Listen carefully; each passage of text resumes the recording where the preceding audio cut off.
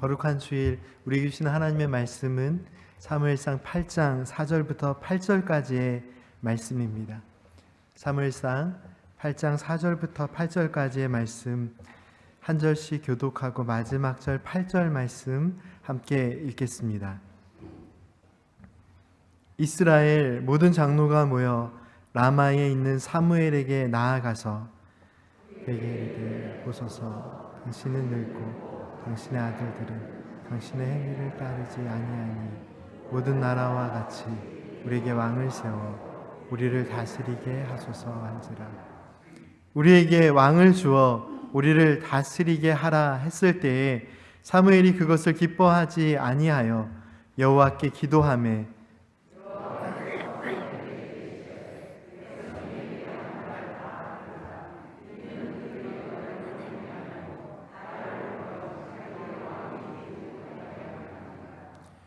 내가 그들을 애굽에서 인도하여 낸 날부터 오늘까지 그들이 모든 행사로 나를 버리고 다른 신들을 섬김같이 내게도 그리하는도다. 아멘. 오늘 본문 말씀은 많은 성도님들께서 아시고 계시는 바와 같이 우리 교회가 날마다 은혜의 하루 이 말씀 묵상을 통해 진행하고 있는 생명의 삶 본문 말씀과 중복되는 말씀입니다. 주일 예배 설교 본문 말씀이 매일 묵상 말씀과 겹치는 경우는 매우 드물지만 오늘은 날마다 은혜의 하루와 같은 본문의 말씀으로 말씀의 은혜를 나누려고 합니다.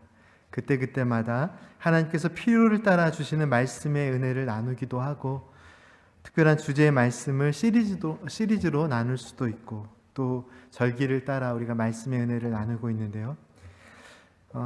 그 어떤 말씀이든지 하나님께서 원하시는 말씀을 온전히 성도님들께 잘 전해드리는 것이 설교자로서 저에게 주어진 사명인 줄로 알고 있습니다. 특별히 단임 목회를 시작하면서 그동안 연구하고 준비한 많은 말씀들 중에서 늘 생각나게 하시고 또한 주일 예배의 말씀으로 함께 나눌 수 있도록 이끌어 주시는 하나님께 감사를 드립니다. 또 오늘 본문 말씀도 하나님께서 저에게 은혜를 주셔서 언젠가 이 말씀을 나눠야겠다라고 늘 생각하고 있는데 정확하게는 오늘 8장 말씀을 읽었지만 사무엘상 7장과 8장이 연결되는 에베네셀 하나님에 대한 은혜의 고백입니다. 날마다 은혜의 하루와 겹치게 되는 오늘 이 시점이 이 말씀의 은혜를 나누기 가장 좋은 때라는 확신을 주셔서 본문 말씀을 통해 은혜를 나누게 되었습니다. 오늘 본문 말씀의 바로 앞장인 사무엘상 7장 말씀과 우리가 함께 읽은 이 본문 말씀이 속한 8장 말씀은 너무나도 대조적인 두 가지 상황이 기록되어 있습니다. 어제 토요 새벽기도 말씀을 통해서 나눈 내용이기 때문에 조금 중복이 되기는 하지만 말씀의 이해를 위해서 7장의 내용을 간단히 설명을 드리겠습니다. 사무엘상 7장은 블레셋에게 빼앗겼던 하나님의 법궤가 이스라엘 진영으로 돌아오는 이야기로부터 시작됩니다. 하나님의 임재를 상징하는 법궤가 돌아오면서 이스라엘 백성들은 참된 회개와 믿음의 삶의 회복을 경험하게 됩니다. 그런데 우리가 한 가지 분명하게 해야 될 부분은 단지 하나님의 법궤가 블레셋으로부터 돌아옴으로 인해 그들의 신앙이 회복된 것은 아닙니다.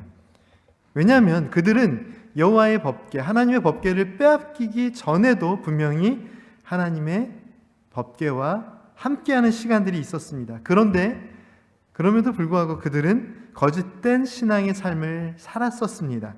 그럼 무엇이 지금 이 7장 말씀에서의 이스라엘 영적 회복을 이끌고 있을까요? 사무엘상 7장 3절 말씀을 함께 읽겠습니다. 사무엘이 이스라엘 온 족속에게 말하여 이르되 만일 너희가 전심으로 여호와께 돌아오려거든 이방 신들과 아스타롯을 너희 중에서 제거하고 너희 마음을 여호와께로 향하여 그만을 섬기라. 그리하면 너희를 블레셋 사람의 손에서 건져내시리라. 아멘. 하나님의 임재를 상징하는 법궤가 그들에게 돌아온 이후에 그들에게 일어난 큰 변화는 전심으로 여호와 하나님을 사랑하고 사모하고 하나님의 은혜를 따라 믿음의 구체적인 실천을 하였습니다. 그들은 자신의 죄를 회개하면서 우상 숭배와 같은 악한 행위를 끊고 믿음의 삶으로 나아갑니다. 그리고 이 회개의 삶은 온 백성이 함께 모여 하나님께 기도하고 눈물로 회개하는 구체적인 예배로 이어집니다. 사무엘 선지자의 명령을 따라서 이스라엘 백성들은 미스바에 모여 금식하고 회개하며 간절히 하나님께 기도했습니다. 그런데 미스바에 모여 회개하며 간절히 기도하는 백성들에게 예상치 못한 상황이 전개됩니다. 조금은 실망스러운 상황이 될 수도 있는데요. 바로 블레셋이 기도하고 회개하는 중에 쳐들어옵니다. 이게 과연 무슨 일일까요? 어제 새벽기도 말씀을 통해서도 이미 나눈 내용이지만 이스라엘 백성들은 하나님을 의지하고 하나님께 회개하고 기도하는 중에 어려움을 당하게 됩니다. 어려움의 상황을 만나게 됩니다. 그리고 그 상황으로 인해서 마음속에 큰 두려움을 느낍니다. 우리가 생각하는 기대와는 다른 이야기들이 전개되고 있는 거죠. 하나님께 기도하고 그러면 어려움이 없어져야 되는데 어려움의 상황이 나타났고, 그런데 이 불편함이 마음으로 들어와 두려움이 됩니다. 그런데 이 백성들은 어떻게 됐을까요? 믿음이 있는 백성, 하나님의 사랑으로 나아가는 백성, 회개하며 하나님의 사랑을 기억하는 백성들은 비록 어려움의 상황도 있고 그 어려움 때문에 마음속에 두려움도 생겼지만 그 두려움 속에서 믿음이 사라지지 않았기에 더 큰 믿음으로 간절히 하나님께 기도합니다. 큰 어려움의 문제와 상황 때문에 비록 마음에 두려움이 생겼지만 그 두려움으로 인하여 마음속에 있는 믿음이 사라지지 않고 믿음을 빼앗기지 않고 더 큰 믿음의 고백으로 간절히 하나님께 나아갑니다. 그리고 기도하는 백성들에게는 어떤 일이 일어났습니까? 블레셋 백성이 코앞까지 진군해 왔을 때까지도 그들은 전쟁 준비를 하지 않았습니다. 하나님을 의지하고 기도했습니다. 기도하는 백성들을 위해 하나님께서는 블레셋 진군에게, 블레셋 진영에 큰 천둥을, 우레를 내리셔서 그들이 그 소리를 듣고 놀라 혼란에 빠지기 시작합니다. 비록 이스라엘 백성들은 전쟁을 준비하지 않았지만 혼란에 빠져 있는 블레셋 사람들과의 전쟁은 어려운 일이 아니었습니다. 깊은 혼란에 빠져 있는 블레셋 백성들을 쉽게 물리쳐 내쫓아버립니다. 그리고 사무엘은 큰 어려움 속에서 지켜주신 하나님의 은혜에 감사하며 여기까지 하나님께서 우리를 도우셨도다, 지금까지 하나님께서 우리를 도우셨도다 라는 고백을 담아 돌을 세우고 에벤에셀이라 고백합니다. 7장 말씀은 에벤에셀에 하나님께 믿음의 고백을 드린 사무엘이 사사로서 백성들을 다스리는 모든 기간 동안, 모든 날 동안 백성들이 하나님의 뜻을 따라 살고 또 전쟁이 아닌 평화의 시대를 누렸음을 기록하고 있습니다. 그런데 한 세대가 온전히 지나기도 전에 이 7장 말씀과 달리 8장 말씀의 시작부터 전혀 다른 이야기가 전개됩니다. 사무엘 선지자의 나이가 많아지고 그 자식들이 대신 활동을 합니다. 그런데 그러면서 문제가 생겨납니다. 사무엘 선지자의 자식들도 예전 엘리 제사장의 아들들처럼 잘못된 행동들을 합니다. 그리고 이러한 배경들 속에서 백성들의 신앙의 삶이 다시 하나님을 멀리하던 예전의 그 모습으로 돌아가기 시작합니다. 그들은 하나님만 의지하고 하나님의 도우심을 간절히 구하는 그런 신앙이 아닌 자신들의 기준을 중요하게 생각하기 시작합니다. 예전 하나님을 멀리하고 죄악된 삶을 살던 그때의 기준으로 돌아가서 우상 숭배를 하는 이방 나라들의 삶의 모습들을 부러워하고 그들이 가지고 있는 삶의 기준이 무엇인가, 그들이 의지하며 살아가는 것들이 무엇인가 보게 되었고, 그들은 이방 사람들처럼 자신들에게도 자신들을 지켜줄 강력한 왕이 있으면 좋겠다라고 생각해서 사무엘 선지자를 통해 하나님께 왕을 요구합니다. 본문 말씀을 깊이 묵상하고 연구하면서 제가 가장 주목하는 부분은 바로 이 8절 말씀입니다. 하나님께서는 여기까지 도우셨으나 이스라엘 백성들은 그 은혜를 잊어버립니다. 그리고 8절 말씀에 하나님께서 하나님의 은혜를 잊어버린 백성들을 향하여 이렇게 말씀하십니다. 8장 8절 말씀 함께 읽겠습니다.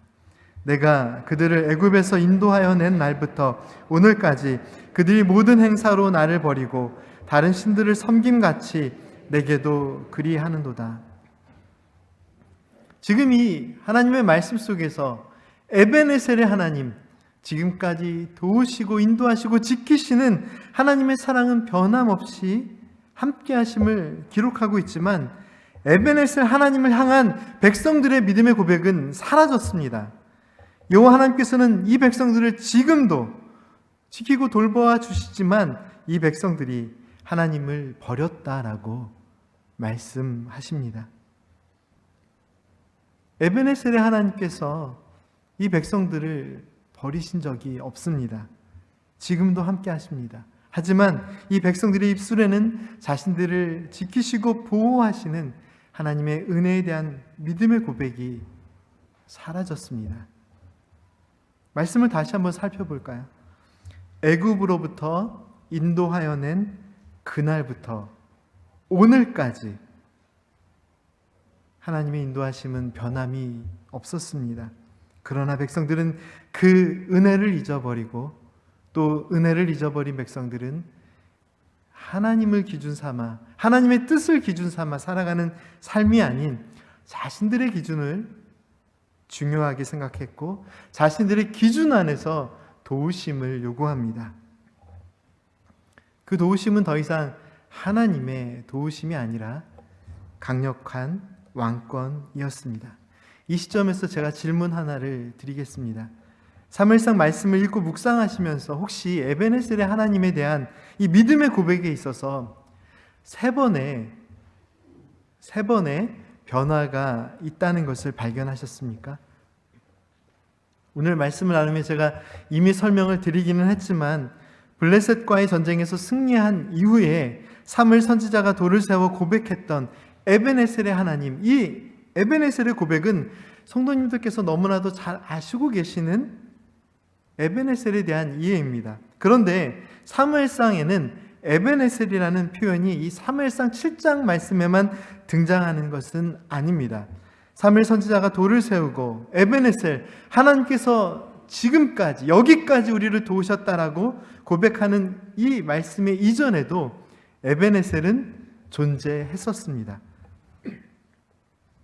7장보다 훨씬 이른 시점인 사무엘상 4장에 같은 의미를 가진 다른 의미를 가진 에베네셀이 아니라 똑같은 의미를 가진 에베네셀이라는 지명이 등장합니다.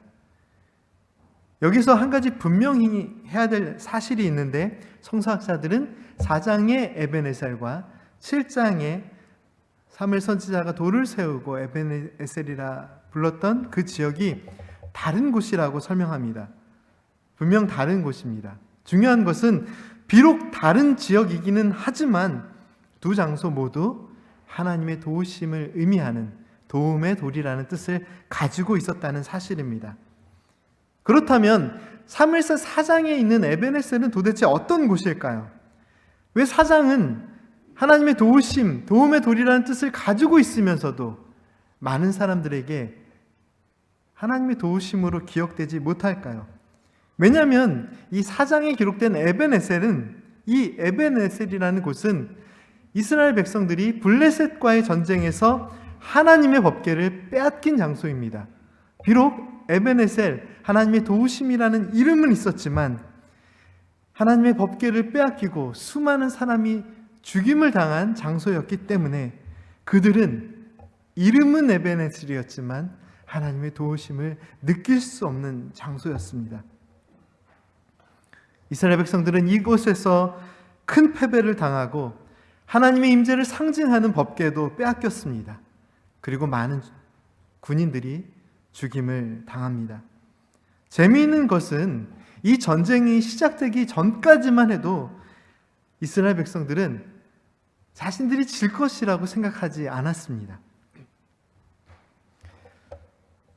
비록 이미 한 번의 전쟁이 있었는데 그 전쟁에서 패배를 맛보았지만 다시 전쟁을 준비하면서 그들은 승리를 확신했습니다. 왜냐하면 그들이 방법을 찾았기 때문입니다. 그들이 전쟁에서 실패하자, 전쟁에서 한 차례 지자 그들은 방법을 찾았는데 그것이 무엇이냐면 하나님의 함께 하심을 상징하는 법궤를 실로에서부터 이 에베네셀로 모셔오는 것을 생각합니다. 하나님의 도우심을 상징하는 에베네셀, 그곳에 하나님의 함께 하심을 상징하는 법궤까지 모셨으니까 그들은 이 전쟁이 도저히 지는 전쟁이라고 생각할 수가 없었습니다. 그래서 그들은 법궤가 들어올 때 큰 소리로 크게 승리를 확신하며 소리를 질렀습니다. 그 환호의 소리가 얼마나 컸던지 블레셋 사람들은 그 소리만 듣고도 겁에 질려 큰 두려움에 떨게 됩니다. 그런데요, 이 전쟁에서 누가 승리했습니까? 전혀 예상하지 못한 결과가 나타납니다. 블레셋 사람들이 이깁니다. 놀랍게도 이스라엘 백성들은 하나님의 법궤가 함께한 이후에, 하나님께서 함께 하심을 상징하는 법궤가 함께 하신 이후에 더 큰 패배를 보게 됩니다. 이전의 전쟁에서 죽었던 숫자보다 훨씬 더 많은 숫자가 이 법궤를 모시고 한 전쟁에서 더 많은 숫자가 죽음을 맞이합니다. 그들에게 에베네셀은 하나님의 도우심을 느낄 수 없는 지역이었습니다. 법궤를 빼앗겼고 엘리의 두 아들 홈니와 비느하스도 죽임을 당합니다. 그리고 말씀드린 대로 이전 전쟁보다 훨씬 많은 군인들이 죽습니다. 왜 그들은 하나님의 도우심을 상징하는 에베네셀에서 비록 이름뿐이었지만 그래도 하나님의 도우심을 고백할 수 있는 그 에베네셀에서 하나님의 함께하심을 상징하는 법궤가 함께 있었음에도 왜 이렇게 완전히 무너져야 했을까요? 그들에게는 하나님의 도우심을 의미하는 에베네셀의 이름은 있었지만 하나님을 향한 참된 회개와 하나님을 향한 참된 믿음의 고백이 없었습니다. 제사장은 하나님께 드리는 제사를 더럽히고 있었고 참된 믿음의 삶이 없이 오히려 하나님의 임재를 상징하는 법궤를 이용하려 하였습니다. 믿음이 아예 없었던 것은 아닌데 하나님을 그 믿음 안에서 이용하려고 했다는 사실입니다. 결국 믿음 없이 하나님의 법궤를 이용하려 했던 그들은 믿음 없이 이방인의 삶을 기웃거리고 믿음 없이 하나님께 참된 예배를 드리지 못했던 그들의 삶에 남은 것은 처절한 패배였습니다. 법궤를 자신들이 찾아온 것도 아닙니다. 법궤가 머무는 블레셋 지역마다 큰 재앙이 내리고 블레셋 사람들이 스스로 두려움에 떨며 법궤를 돌려줍니다. 제가 사무엘상 말씀에서 3번의 에베네셀의 하나님에 대한 고백이 있다고 말씀을 드렸습니다. 방금 전에 설명드린 7장 말씀과 또 그보다 훨씬 전인 4장 말씀에 에베네셀의 고백 외에 3번째 고백은 어디에 있을까요? 바로 오늘 본문 말씀이 8장 말씀에 있습니다. 8장 몇 절에 있을까요? 죄송하지만 오늘 본문 말씀에 에베네셀은 사라진 고백을 의미합니다. 성경을 아주 잘 아는 성서학자도 에베네셀을 찾을 수가 없습니다. 그런데 왜 이 사무엘상 말씀에 제가 3번의 에베네셀에 대한 고백이 있다고 했을까요? 에베네셀이라는 고백이 사라졌지만 에베네셀의 하나님은 여전히 함께 계시기 때문입니다. 하나님이 사라진 것이 아니라 고백이 사라졌습니다. 실제로 이 말씀을 읽어보면 사무엘상 7장을 마지막으로 에베네셀의 하나님에 대한 믿음의 고백이 성경 말씀에서 사라집니다. 에베네셀에 하나님이 사라진 것이 아니라 이스라엘 백성 가운데, 왕을 요구하는 이스라엘 백성들의 그 믿음 가운데 에베네셀의 하나님, 나의 삶 속에서 함께 하시고 지금까지 여기까지 우리를 인도하셨다라는 그 믿음의 고백이 기록되어 있지 않습니다. 하나님이 주신 은혜 안에서 회개하고 기도하고 감사의 고백을 드리던 그 백성들의 에베네셀의 하나님에 대한 고백은 지금 어디에 있습니까? 그 은혜의 고백이 한 세대도 다 지나기 전에 다 사라집니다. 우리 교회 안에서 많은 새로운 일들을 해야 되겠지만 저는 성도님들과 만나서 듣는 이야기들이 참 감사하고 기쁩니다. 너무 감사합니다. 많은 얘기들을 들려주셔서 감사합니다. 다만 많은 얘기를 들려주셔도 지금 당장 아무것도 할 수가 없습니다. 너무 좋은 말씀도 더 고민하고 기도할 것입니다. 혹시 가슴 아픈 얘기를 들려주시면 더 열심히 기도할 것입니다. 제가 지금 이 드리는 말씀은 약간의 오해가 있을 수 있는데 다른 이야기는 아닙니다. 이 한 세대가 지나기도 전에 모든 역사가 다 사라졌습니다. 우리가 무엇을 남겨줄 수 있을 것이라고 생각하십니까?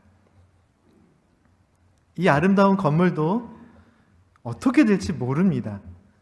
그런데 에베네셀의 하나님에 대한 이 믿음의 고백은 남겨주어야 하지 않을까요?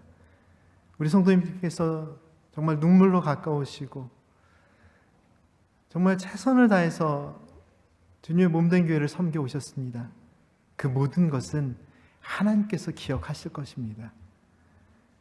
그리고 우리는 하나님께 드릴 믿음의 고백은 그 고백을 놓치지 않고 우리의 평생의 삶을 다하여서 한 세대가 지나든 두 세대가 지나든 그 때도 이 교회가 여기에 있던 아니면 다른 곳에 있든 어느 곳에 있던 변하지 않는 믿음의 고백으로 하나님께서 지금까지 여기까지 우리를 지켜주셨습니다라는 그 고백을 드릴 수 있어야 하지 않을까요?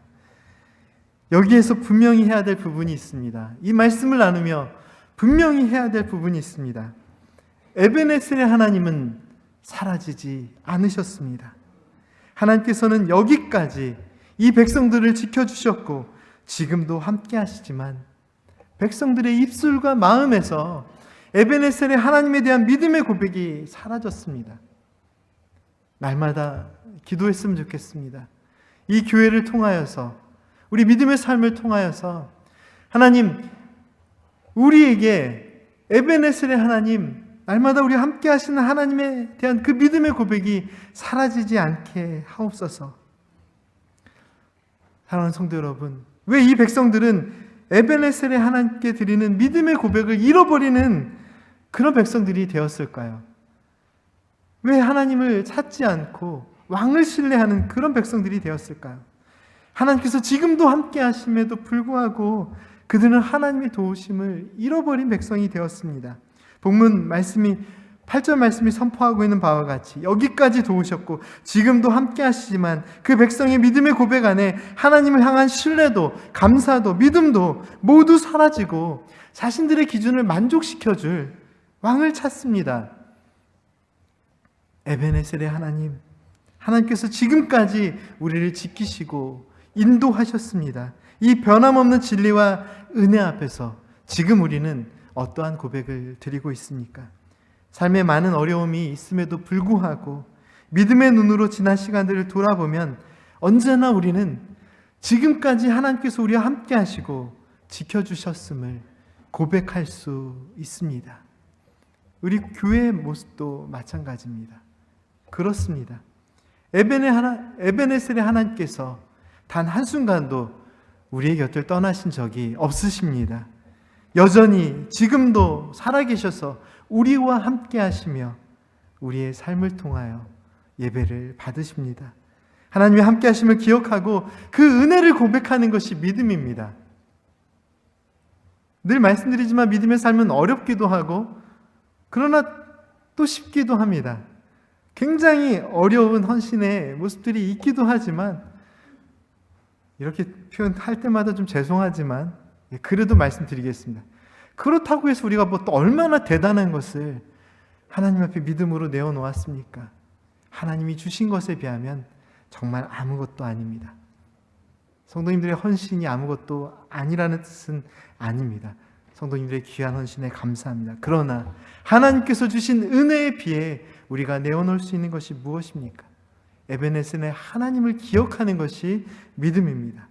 그런데 이 백성이 하나님께서 주신 은혜 안에서 사무엘이 통치하는 모든 기간 동안 평화의 삶을 누렸음에도 불구하고 그 평화에 만족하지 못하고 왕을 요구합니다. 지금 우리의 삶 속에는 어떠한 믿음의 고백이 있습니까? 에베네셀 하나님에 대한 그 믿음의 고백이, 온전한 믿음의 고백이 살아 있습니까? 미국의 대표적인 복음주의 목회자이며 또한 베스트셀러 작가로 널리 알려진 맥스 루케이도 목사님이 쓴 하나님이 캐스팅한 사람들이라는 제목의 책이 있습니다. 이 책에는 성경에 등장하는 주요 인물들에 대한 이야기가 있습니다. 다른 한편으로는 하나님께 쓰임을 받은 사람들의 이야기라고도 표현할 수 있습니다. 그런데 이 책이 말하고자 하는 내용은 하나님께 쓰임 받은 사람들에 대한 소개가 중심이 아닙니다. 성경 말씀에 있는 인물들은 하나님께 쓰임 받을 만한 인물이기 때문에, 이러한 모습도 있고 이런 장점도 있고 이런 헌신이 있었기 때문에 하나님께 선택을 받을 만한 사람이기 때문에 선택을 받았다라고 강조하고 있는 것이 아닙니다.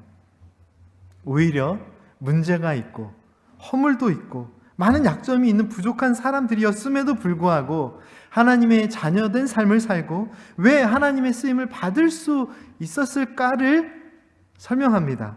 그 이유가 무엇일까요?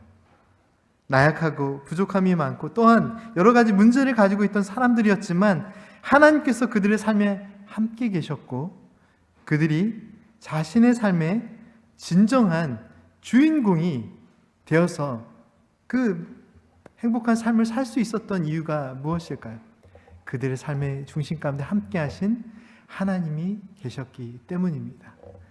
마태복음 1장에 기록된 예수님의 우리를 구원하시기 위해 육신의 몸을 입고 오신 예수님께서 탄생하신 그 탄생의 과정에 대한 그 계보가 기록되어 있는데, 그 족보에 올려진 이름들을 보면 부끄럽고 나약하고 부족함이 많은 사람들의 이름이 기록되어 있습니다. 그 성경의 인물들이 자신들의 불완전함 속에서 왜 믿음의 삶을 살 수 있었을까요? 이 책은 늘 하나님께서 함께 하셨고 하나님께서 함께 하셨기에 에베네셀의 하나님 안에서 소망의 삶을 살 수 있었음을 설명하고 있습니다. 우리가 믿음의 삶을 살 수 있는 이유는 또한 무엇일까요? 우리의 믿음의 삶의 고백 가운데 에베네셀은 어떤 의미로 남겨져 있습니까? 혹시 에베네셀이라는 이름만 남겨져 있는 것은 아닙니까? 때로는 그 믿음의 고백마저 사라져서 하나님이 아닌 나를 지켜줄 왕과 같은 그런 도움이 필요한 그런 삶을 우리가 살아가고 있지는 않습니까? 오늘 본문 말씀을 함께 하며 또한 사무엘상 말씀을 묵상하며 너무나도 단순한 진리 하나를 깨닫게 됩니다. 모든 사람들이 사무엘 선지자와 같은 삶을 살 수는 없습니다. 하나님께서 모든 백성들에게 요구하시는 믿음의 삶도 사무엘과 같은, 사무엘 선지자와 같은 선지자의 삶은 아닙니다. 하나님께 제 모든 삶을 다 헌신하겠다고 드린 목사인 제 자신도 선지자의 삶은 못 살겠습니다. 너무 어렵습니다. 어려울 것 같습니다. 저렇게 믿음이 없는 목사 밑에서 이렇게 설교를 들어야 되나 이런 표정은 하지 마시고요. 그냥 어렵다는 뜻입니다. 그렇게 살고 싶습니다. 그러나 하나님의 자녀로 우리 모두 사무엘과 같이 사무엘 선지자와 같이 에베네셀의 하나님, 지금까지 우리를 인도하신 그 하나님의 사랑, 그리고 지금도 함께 하시며 우리를 지키시고 사랑하시는 그 하나님의 사랑을 함께 기억하고 고백할 수 있습니다. 사무엘 선지자와 같은 삶은 살 수 없을지 몰라도 사무엘 선지자와 같은 믿음의 고백은 드릴 수 있음을 하나님께서는 말씀을 통해 가르쳐 주십니다. 하나님께서는 오늘 우리에게 주신 말씀을 통해 에베네셀, 하나님께서 여기까지 우리를 지켜주셨으며 에베네셀의 하나님께서 지금 이 순간도 우리를 변함없는 사랑으로 지켜주심을 말씀을 통하여 말씀하시고 계십니다. 함께 기도드리겠습니다. 에베네셀의 하나님, 오늘 우리의 신앙의 삶이 전심으로 여호와 하나님께 나아가는 삶이 되기를 간절히 소망합니다. 그리고 우리의 모든 마음을 담은 진실한 믿음의 고백을 통해 에베네셀의 하나님을 기억하고 에베네셀 하나님과 동행하는 삶을 살아가기를 간절히 소망하오니 그 크신 은혜 안에서 저희들의 삶을 붙들어 주옵소서. 예수님의 이름으로 기도드립니다. 아멘.